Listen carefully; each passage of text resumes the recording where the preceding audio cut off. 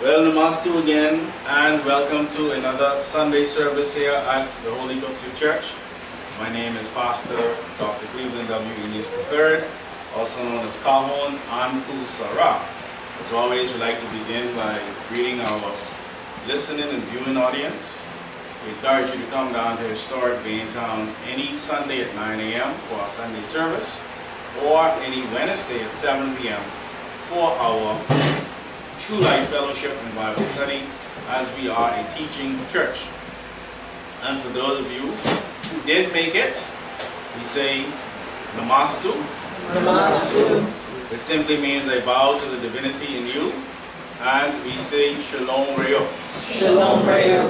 Which is good morning. How's everybody doing today? Pretty good. Awesome, awesome. Well, we are very pleased to have our lights back after a few weeks of being here in darkness, but nonetheless we were here, and we definitely appreciate everybody who made it out after the storm. This is still after the storm, but we have recovered a bit more. Today we want to talk about a reality that's ever present within the Holy Qubtic Church. And that reality is us being our people's keeper, our brothers and our sisters' keeper. Amen? Amen. Therefore, today's title for the sermon is, I am my people's keeper. Everybody say that. I am my people's keeper. And so, today we get a little fancy today. We got projector. See, we had the projector right before the storm. We got to use it once. And then the storm came and said, well, no projector for about 2-3 weeks. So now this is the first time we're using the projector with the sermon. And so we're very excited, and we're going to have some fun with it today. Yes, Amun? So today, if you have your Bibles, we're going to be using the projector as well. But you may want to mark it out in your Bible. We want to start in the book of Genesis, chapter 4 and 9. Genesis chapter 4.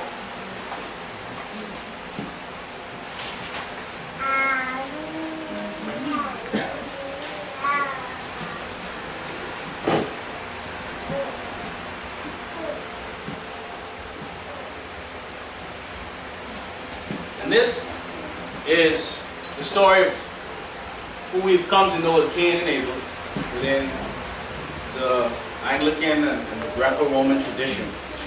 And it's a verse it's often quoted, and it's a line almost. People may not even realize it is a verse for some people. But what does this verse say? Verse 9. It says, and the Lord said unto Cain, where is Abel thy brother? And he said, I know not. Am I my brother's keeper? Am I my brother's keeper? And we've heard this how many times? In movies, in plays, and throughout popular culture, this question of am I my brother's keeper comes up continuously, comes up over and over again with regard to how we as a people are supposed to look out for one another. Yes? And so today we're going to delve into what is this question that's being asked, and how can we be our people's keeper? Amen? Because of course the Greco-Romans, what they have done is made it seem as if there was only Cain and Abel, and they don't mention their sisters, and they don't mention a lot of different things. We're not going to get into all of that today, but we have made it a point to say, I am my people's keeper. And so let's move now into, for those of you who have the original, actually let's go to the book of Psalms 37. Psalm 37. Alright? Because what we're going to see is, we definitely, without a doubt, have a responsibility to ourselves, and in having a responsibility to ourselves, a responsibility to each other. The book of Psalm chapter 37, starting at verse 28. Okay? And it's important that we show you exactly how we move through the scriptures in this way, because oftentimes there are people who are sitting in the Kanisa, or they haven't appreciated that there is something like the Strong's Concordance, whereby we can go into the languages that the scriptures were in before even the English language, and it gives a bit more understanding as to what was the original message. We're not saying that the Strong's Concordance is perfect. We're not saying that we agree with everything in the Strong's Concordance. However, it does show that there are those that have put what we know as the Bible together, and they know some things that they're not telling us, that they're not translating into the actual English. And so we start at verse 28. It says, "For the Lord," this word Lord is Adonai or Atonai, "the Lord loveth judgment." What does this mean? The Lord loveth judgment. This word judgment, mishpat, everybody say mishpat? Mishpat. And this word judgment, we see here as judgment or what? Justice. Justice. So the Lord loveth justice. The Lord loveth balance. The Lord loveth ma'at. The Lord loveth order. This is ultimately what is being said. And forsaketh not his saints. Forsaketh not his saints. Chesed, this word chesed. You still know that? In the Tamarid, what's chesed in the Tamarid? Chesed in the Tamarid. The numbers. Wahed, Atned, Talid, Arbet. Chesed. Yes? Interesting, isn't it? Yes. Well, this word chesed is speaking of those that are faithful. It's speaking of those that are, they would say religiously pious. It's speaking of those who live by the rights, the precepts, and the laws of the Most High Heavenly One, and they reign. It says that these people are kind. It says that these people are pious. It says that these people are merciful, right?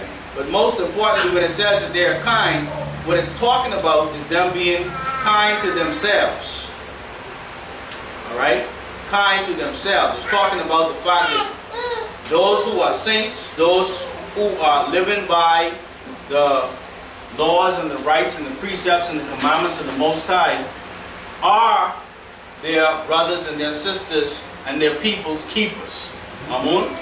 Saint doesn't just mean that you're walking around saying that you are holier and mightier than thou. It means that you're looking out for those that are a part of the whole, that are part of the body. This body is important, as we're going to see in a second, because it says, "He forsaketh not his saints, they are preserved forever. But the seed of the wicked," this word wicked is the word rasha, and it's ultimately saying, they say a wicked criminal, a guilty one guilty of a crime. There are those amongst us who have oppressed, who have enslaved, who have killed, who have done all manner of evil against humanity, and they know that they are guilty. They know that they are the ones at the end of the day who must pay for all of the blood that they've shed. But they have found a way to give us a doctrine that causes us to what? Forgive them. And it causes us to cause their misdeeds to be misplaced on us. Amun? And so this word wicked is the word wicker. The word wicker, that wicker furniture, to twist, they twist the truth. You understand? They always break out a bunch of numbers to confuse you and start talking about percentages, and you know, when they say 80% of our customers are on. You understand what I'm saying? What does that mean? What does that mean for the person who ain't on? Huh? You want us to feel better because you threw a big number at us? Right? This is the mentality that we have to deal with by some of those that are referred to as wicked. But it says, "But the seed of the wicked shall be cut off." This word cut off is the word karaf, And this word kara, to cut off, cut down, it says cut off a what?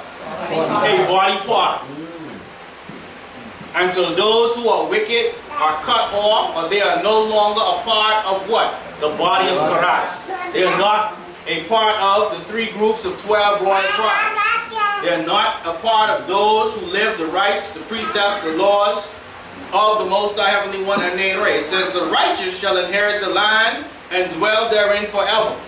Amun? Amun. So, what's this talk about going to heaven? What's this talk? Because it's telling you that the righteous is going to inherit some land forever. But yet we still getting this doctrine of going somewhere to heaven. Not listening to the prayer, thy kingdom come, thy will be done on earth as it is in heaven. You got to build your heaven. You can't build your heaven if you're not your people's keeper. Amen? It goes on to say that what? The mouth of the righteous speaketh wisdom, and his tongue talketh of judgment. His tongue, or their tongue, speaketh of what? Of justice, of ma'at, of the precepts, of the rights, of the laws, etc., of the Most High. Amun? Amun. It says the law of, they have here his, but we're going to say there, and the word God is not there. The word God, in the Hebrew, they'll have Elohim, or Nataru Elohim. And this word Nataru Elohim represents rulers, judges, divine ones. They say angels, God and what? Goddess. So it's talking about men and women. It's talking about females as well as males. So you women were left out by somebody once these scriptures were placed in the English. Somebody who doesn't like women, obviously. Amun? Amun. It says the law of Nataru Elohim is in his heart. In other words, we don't just walk around with books with laws in it. We have to keep the law. We have to live the law. It has to be in our heart, because our true religious identity says that there comes a time within a sacred ritual where one's heart is placed on the scales opposite the feather of Ma'at. You understand? And so if the law of Ma'at is not inside of your heart, then the scales will find you wanting and unbalanced and needing to learn more. You understand? And so it goes on to say the law of Nataru Elohim is in their heart. It says none of their steps shall slide. This law of Ma'at, let's go into the original books of the Bible now, because it's important that we understand that there are those who have created laws in order to confuse us, in order to make us think that their rules that they call laws can compare with the actual laws of the Most High. Amun? Amun. But this law of Ma'at is the actual universal order and the balancement of deeds. This goes beyond religion. This goes beyond gender. This goes beyond race. This goes beyond species. This goes beyond element. This is a binding reality that all within existence must live by, whether they know it or not. Page 191, verse 8, within book 10, the book of the divine principles of Ma'at, universal order and the balancement of deeds, it says what? Oh, humanity, cosmic harmony is achieved by what? Living correctly. Living correctly means what? In order to be correct, there has to be a standard. There has to be a benchmark. There has to be something that you actually know that you have to line up with. And you have to line up with Ma'at. Amun? It says you're living correctly, doing what else? Practicing privately what you advocate publicly, and observing all rites, rituals, precepts, laws, commandments, and principles as you work towards reaching the state of atonement. And this state of atonement is the balancing of all aspects of your life. So, cosmic, listen to what it says now, cosmic harmony. In other words, you and what you do affects the cosmos. When it says God so loved the world, that word world is the word cosmos in the Greek. So there's things that had to be done in order to balance out the deeds of not only a person, but a group of people in order to realign or balance them with the cosmos. Matter of fact, we got it here. Let's look at it. We're leaving off on verse, let's let me know when we come back. We're leaving off on verse 32. Yes, we come back to verse 32. Let's look at it because we want to see what this world is. John 3:16, one of the most popular verses in the Bible. And it says what? God so loved the cosmos. See, it's important that you see it. Not just hear it, but see it. Right? And this word cosmos, it says, is a word, an apt, harmonious arrangement, a constitution, order, government, an ornament, a decoration, an adornment, that is an arrangement of the stars, the heavenly hosts, as the ornament of the heavens, the world, the universe, the circle of the earth. What circle of the earth? The Dendera, the solar biology, the Ayunet. You understand? This is an African doctrine. Amun? Amun. So we go back now to the book of Psalms 37 and 32. And it says, the wicked watches the righteous and seeketh to slay him. Every time we set ourselves up and get ourselves in order and say we are our brother's keepers and we can make sure that we okay and that we don't have to be worried about the world's problems, somebody finds a way to come in and destroy us. Whether it was Tulsa, Oklahoma in the 1920s in America, whether it is what has happened to us over successive periods with regards to governments in this country, whereby we as a people have been put in a situation where we don't own the Bahamas.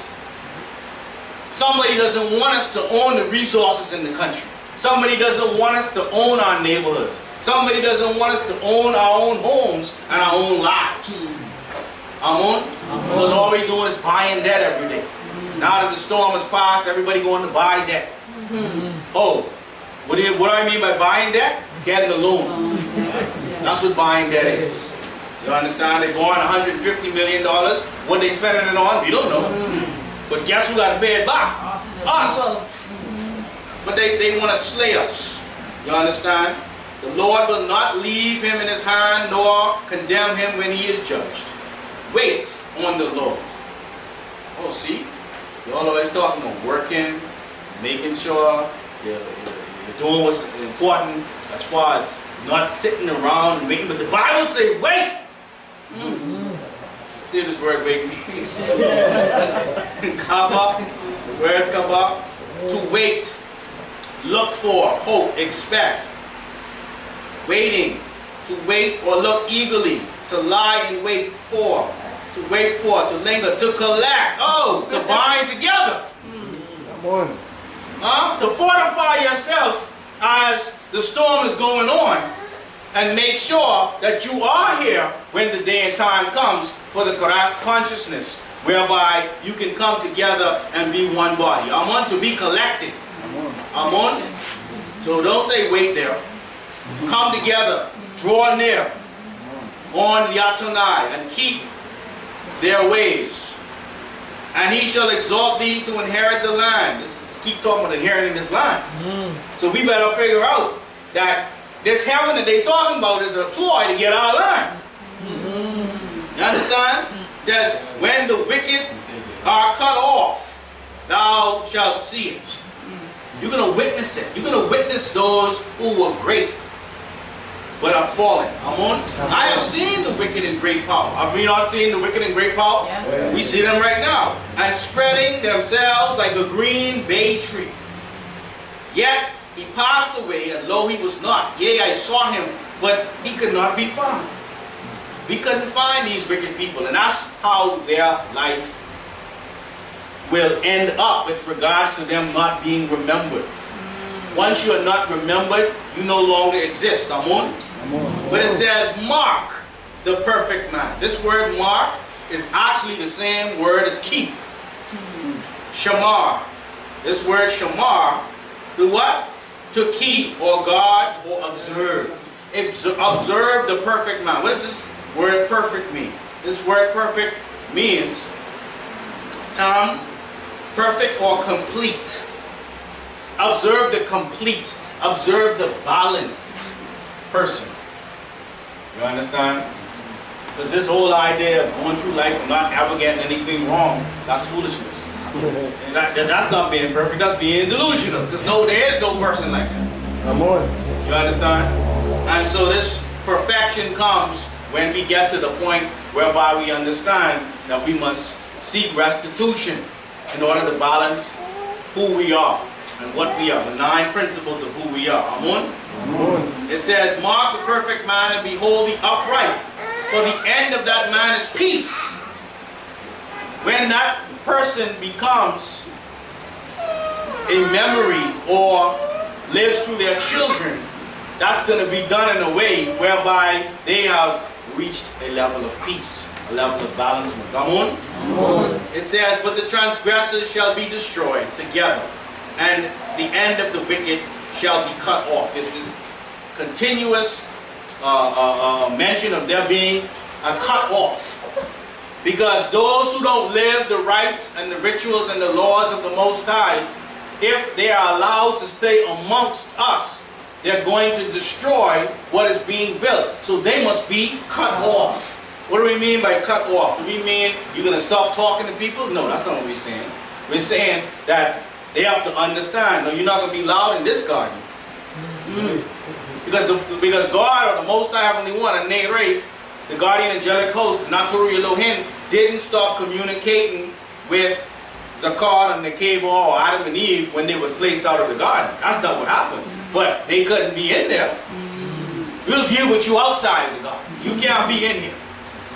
Amen? Because you're not keeping our people. You're not respecting the laws. You're not respecting the rights. And therefore, what's going to happen? Let's go into the original books of the Bible again, verse 9 of page 191. In book number 10, the book of the divine principles of Ma'at, universal order and the balancement of deeds. Verse 9 on page 191 says, O humanity, overstand always that any aspect of disorder which occurs in the manner by which you are linked to the celestial heavens can and will often have consequences for not only you as an individual, but also the whole of humanity as well as Tar Earth. Every action that you put forward that is not something that only has a consequence for you. It causes consequences on us all. If we're living the rights and the laws and the precepts of the Most High Heavenly One, that has an effect on all of us. If we are not living the rights and the laws and the precepts of the Most High, that has an effect on all of us. And it's important that we be our people's keeper by living and being an example of those rights, of those laws, of those precepts. Because by way of our example, they are shown that there is a way to balance out your life. That there is a way to do what? To have peace, as it talked about in the book of Psalms, right?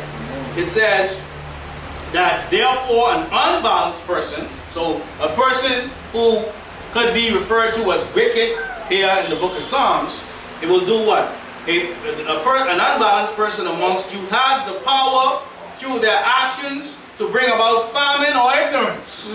My Lord. So you be trying to figure out why we ain't getting what it is we working so hard to get, and it's because we got some ignorant or unbalanced people amongst us living a certain way of life whereby Ma'at cannot come in amongst us. Who he, the divine will, cannot come in amongst us because who he is a balanced force. Just like how electricity needs a conduit to come through the wire. If that wire has any resistance, there's going to be a short or the light ain't going to be on. Ma'at will not come amongst us if there are those amongst us who are living outside of the rights and the laws and the precepts of the Most High. Those who live in the image of the beast that we keep amongst us will cause, they say what? Ignorance or what? Famine. Or famine. So beware of such who walk amongst you on Tar Earth. and know always of how this is all based upon how blind they are when it comes to balancing out their thoughts and deeds. We have people who are constantly looking for pleasure. Pleasure, pleasure, pleasure, pleasure, pleasure, pleasure, pleasure, and more pleasure, pleasure. Pleasure, pleasure, pleasure. You got some pleasure? I got some pleasure. You don't got no pleasure? I still got my pleasure. Right? And that's how they live. But if you really pay attention to them, heart doesn't allow them to have pleasure, pleasure, pleasure, pleasure. They hurting. Because Ma'at says you got to keep it balanced. You have to keep it balanced. If we don't show our people this reality, what do we mean by that? We mean, for example, on the Qubtic, which is 19 minutes before the sun sets on a Friday to 19 minutes after the sun sets on a Saturday, before we eat the food and turn on the music, because the Qubtic is a festive affair. Which is why in our blood, we still on a Friday want to get together, play some music, play some dominoes, and sit down and have some fun. That is the Qubtic. That is actually how we live the Qubtic. And that we can still do that. You understand? Without getting drunk, without getting high, right? But before we do that, there's a solemn moment of prayer and observance. That's mine. That's how you balance out having fun. Right? We make sila. And sila is not something that's boring either. It's not something that you should dread doing. The way that we do it and the way that we sing it, you understand? It's something that we enjoy, but it's a discipline. It's a discipline. It's done in a certain time. It's done in a certain way. And that's ma'at, that's balance. And we have to show our people that you can have your true religious identity and still have fun.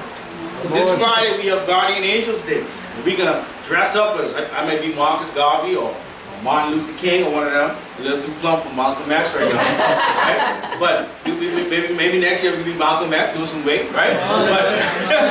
But the point is, we're going to have some food, we're going to have music, we're going to have a little bit of fireworks, and we're going to have fun. And these children are going to have memories of them being Nina Simone or Peanuts Taylor or Aset or Queen Ty or, you know, the Guardian Angelic Host, so that they understand that anytime you put on a mask, you invoke.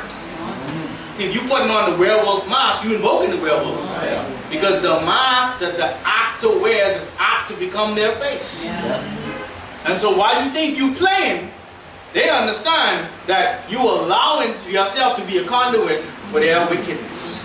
And so we understand that on this Friday, and we are having it on Friday because the 31st, which is the actual Guardian Angels Day, just falls on a Monday, and that's just a bad day to have an event. So Friday we're going to have fun. And this is what we're saying. We can have fun and live our true religious identity. It doesn't have to be boring.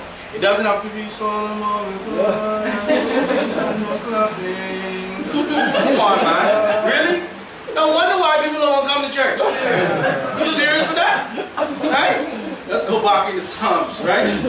So it goes on to say, verse 39, but the salvation, this word salvation is the word yasha, or shesha, see? And it says salvation, deliverance. It says the sense of rescue. We must be rescued from our wicked ways. So the first person you have to rescue is who? Yourself. That's why you took an oath.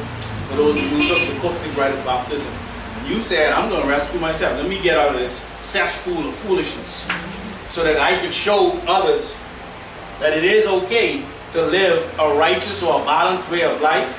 And I ain't got to be no punk to do it. I ain't got to be born to do it. You understand? We can still be the most fly and the most, what's another word we could use? For being cool. I don't want to say cool because that's stale. Cool ain't cool no more. You get off swag and those your sniffs. You understand what I'm saying? You know what I mean? And still be, because, come on now, the Most High Heavenly One can't be boring.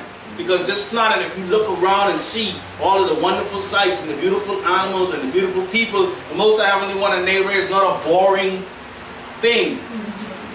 You understand? And so we can't be a boring people. We got to keep our people by being an example to our people. Amen? That doesn't mean you walking up to people and telling them what to do.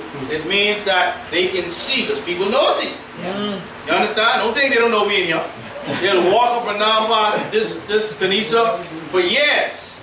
You understand? But let us have one party and have Guinness and thing all around. You see we'll talk about it. Yeah, that's how they go. You understand? So it goes on to say, but the salvation of the righteous is of the Lord. Adonai. He is their strength in the time of trouble. What does that mean? It means that the Most High Heavenly One, the guardian angelic host, those who are in line or balanced by way of by way of the divine will of Anei, they are the ones we can look to in our times of trouble, because they have been where we're at. You understand? So we have to understand that when Anku and Aton was guiding our people,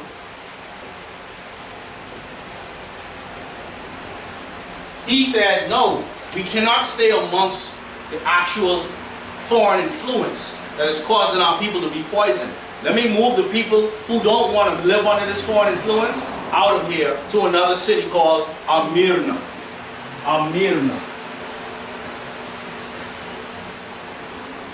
And this Amirna, a beautiful, beautiful city, right? Let me just show you what we're talking about, because this Amirna is, when we say Akit Aten, or even heaven or Eden, right?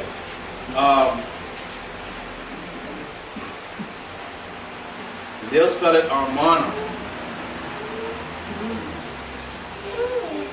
Okay? So let me show you. Now this is how it looks today. Okay, they've destroyed it. They've beat it down. Right? However, if we go into the actual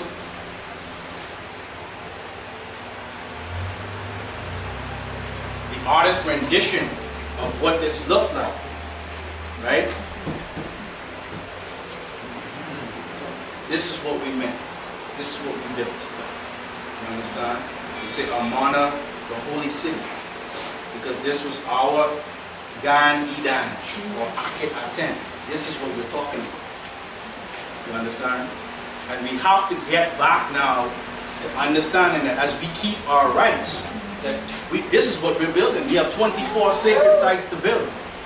But in order for us to build it, we have to build ourselves. We have to keep ourselves in order for us to be able to get back to the point where we can live like this again. Amen? Amen. And so, as we see this, we should be at a point where we get excited to understand that there actually is a city that existed. Look at this. Look at that. You understand? And there are many other, and look how vast it is. Yes? Amen? And again, these are artists' renditions. Right? Let me find another one.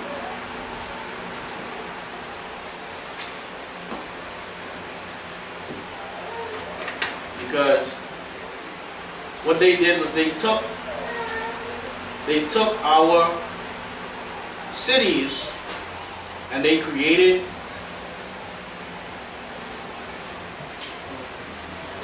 their own religious cities today. There's another view of it. Okay, let me show you this. Because if we don't see it, then it doesn't become real to us. Look at this. You understand? This is Arman, this is Amirna.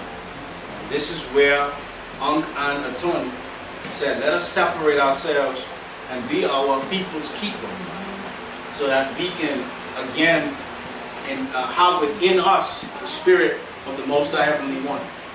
Amen? Amen. Let's look at another one. Right?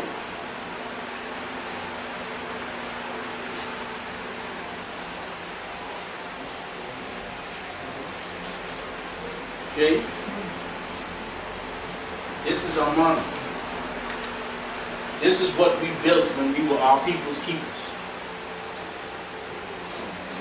You understand? This is what they don't want you to see. They don't want you to know that this is what you built. You understand? So what they did is they took our realities and they watered them down, they bleached them out, and what did they create? Let's see what they created. Watch. This is why the projector is so important. See what they did? See the same architecture. Right? Let's find a nice picture, sorry.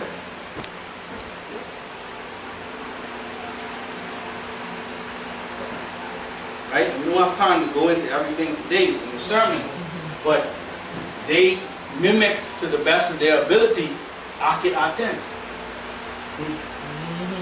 If you look at those pictures and you look at this, yes, and they took 13 of these Takenu or these obelisks and they took them to Vatican City. These came out of the city of Amana. They took them to rebuild what you already had. And they told you that you had to be their keepers and keep their lies and keep their misinformation instead of keeping your brothers. Because we stopped keeping our people. We say, as long as I got my Jesus, we let the country go to hell because we figure we going somewhere. We going to some heaven.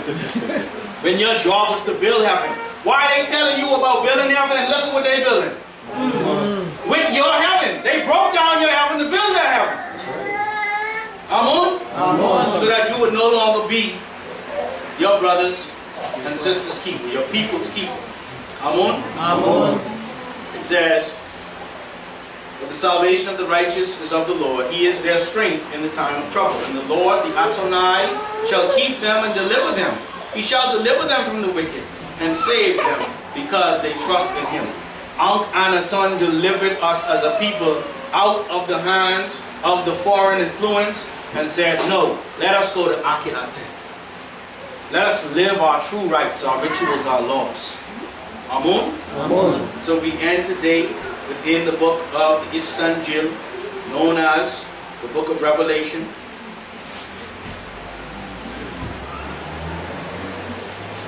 And let me just show it to you, obviously, in the King James first, because that's what most people have. We're really going to look at verse 5, Revelation chapter 1. We really want to look at verse 5. However, we'll read from verse 1 to 5 in this King James Version. The revelation of Yahshua Christ, which Anere gave unto him to show unto his servants things which must shortly come to pass. And he sent and signified it by his angel unto his servant John, who bear record of the word of Anere and the testimony of Yahshua Christ, and of all things that he saw. Blessed is he that readeth, and they that hear the words of this prophecy, and keep those things which are written therein, for the time is at hand.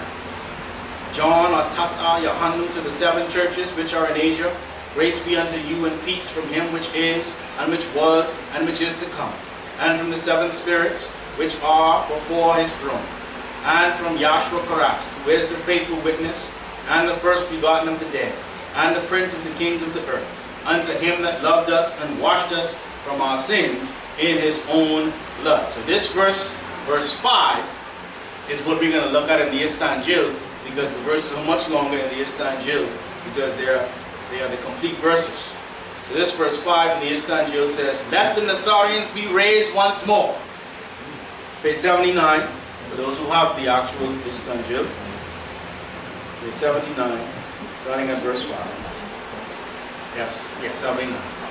It says, "That the Nassarians be raised once more." This is what we're saying today. Let's become our people's keeper so that we can raise again. As we raise ourselves, we will raise these holy cities that we just saw. This message is also being relayed on behalf of the scribe, disciple, Tata Yohannu's spiritual teacher. Tata Yohannu became John. Amun. But he had a spiritual teacher, Yahshua, who is who? Tut Ankh Amun. Born forth out of the family of the original sacrificial shepherd Asaru, who comes out of the line of the generations of the heavens, by way of the guardian angelic host Amun. making his words and his works faithful and true, whereby he was initiated into the order of Melchizedek within the Assyrian law, Sethian society, so that he could learn the angelic mysteries and thereby encourage humanity, most especially the Nubian Melaninite family, to become endarkened, whereby divinity realized, whereby awakening to the spiritual powers. So when it is saying in the book of Revelation, okay, that it says, and from Yahshua Christ, who is the faithful and true witness. Why is he called the faithful and true witness? Because he is of the lineage of Amun, by way of Asaru, hence saved by the blood. Amun? Amun. So it goes on to say,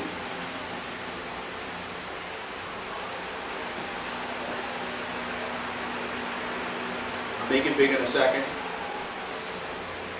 Thereby encourage humanity, most especially the Nubian Melaninite family, to become endarkened, whereby divinity realized, whereby awakening to the spiritual powers which are dormant. These spiritual powers are dormant within all humanity. It didn't say black people. It didn't say Chinese people. It didn't say Indian people. It said all humanity. All humanity has rights, rituals, and laws that we were all designed to live by. And they call that race today. We're not talking about race. We're talking about your genetic legacy. The blood that's inside of you says that you have to live a certain way if you're to live your fullest potential. But this is dormant within all humanity. This spiritual powers are dormant within all humanity, and thereby these are they which shall be shown how to channel this energy. So as we live the rights, the laws, the commandments, and the law of the Most High Heavenly One and Nayrei, we are being learned to channel this energy that's already inside of us, not coming down from somewhere. It's already inside of you. You understand? It's like you already have everything plugged up, but you just didn't turn on the switch. So, brother, you said they got the package. We got the package, brother. You understand what I'm saying? It says, which shall be shown how to channel this energy in order to elevate themselves. When you elevate yourself, then what you allow is for heaven to come through you on earth. So that you can build what we just saw, Akidah 10. It is by way of this, O humanity, that the Messiah, Yahshua Christ. And who is this Messiah, the Yahshua Christ? The anointed one who baptizes and gives life by way of the divine wind, produced by the inner fire, whereby he is the head spirit. Last night in the classes that we were having on the line, with some of us from the Bahamas, we were discussing this idea of the wind and the fire within baptism. And how do they relate? This is how it relates. It relates because this is an inner fire that produces this wind, whereby Yahshua blew on his disciples.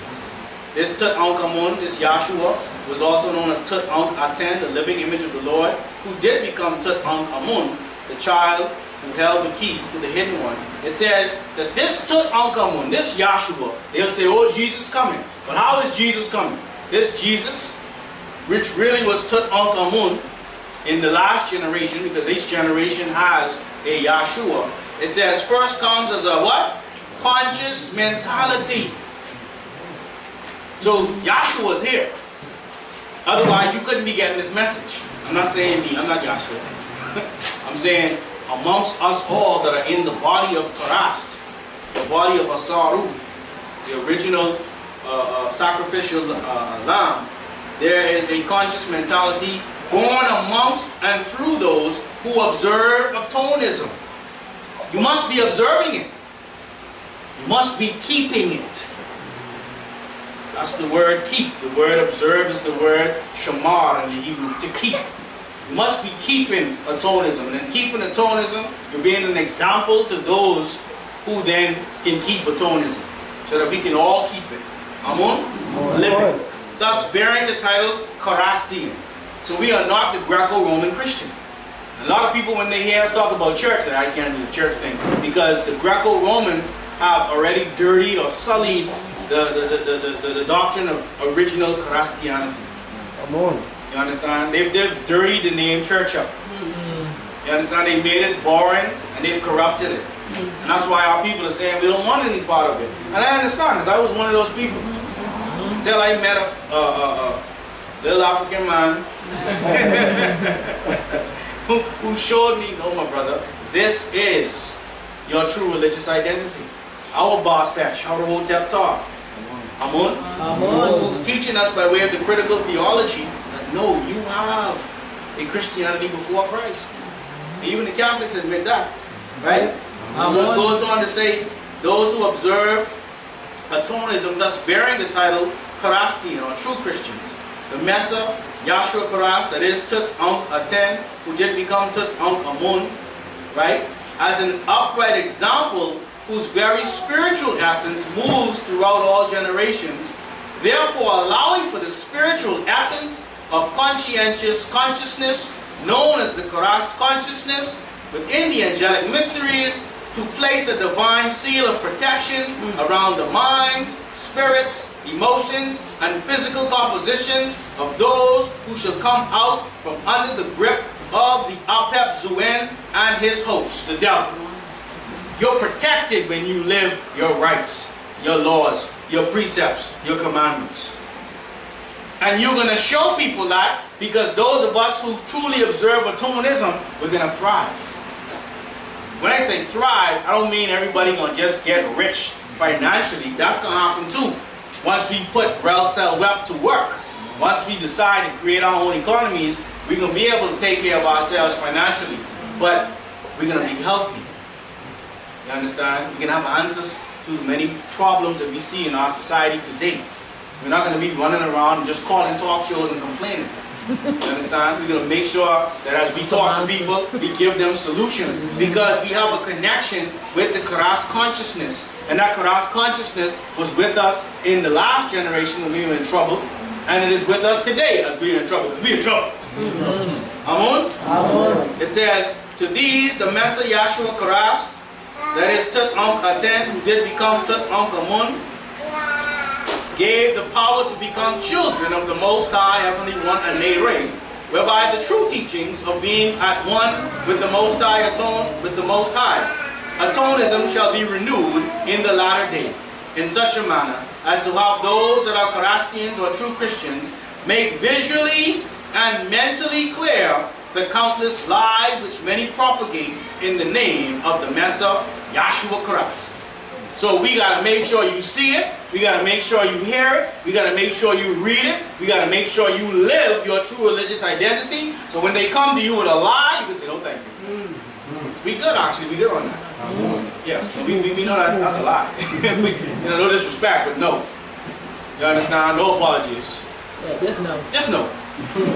You know, when someone asks you for $5 and you want $5, but you won't get no $5. Yeah. When you want to say your things, they're tough today. No, they say no.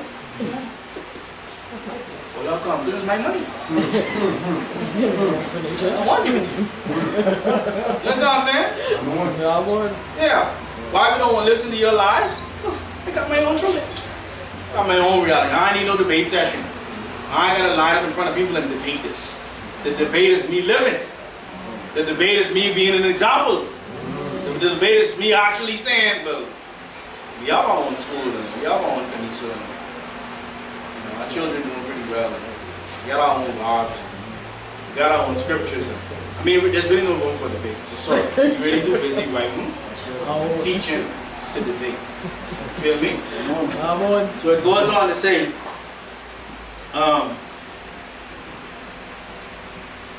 that they have taught countless lies, which many propagate in the name of the Mesa Yahshua Karast.